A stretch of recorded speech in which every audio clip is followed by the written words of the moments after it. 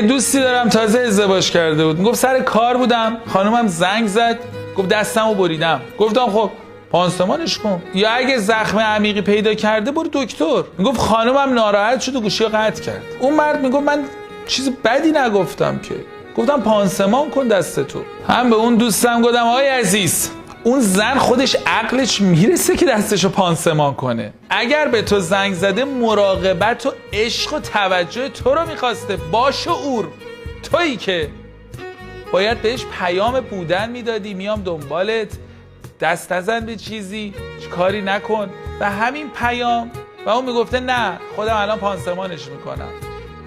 این پیام عشق بوده. خیلی وقتا زنها با یک پیام عاشقانه هیچ عملی از شما نمیخوان، ولی شما درک همین پیام هم ندارید. به زنتون عشق بدید که عشق پاداش عشق است.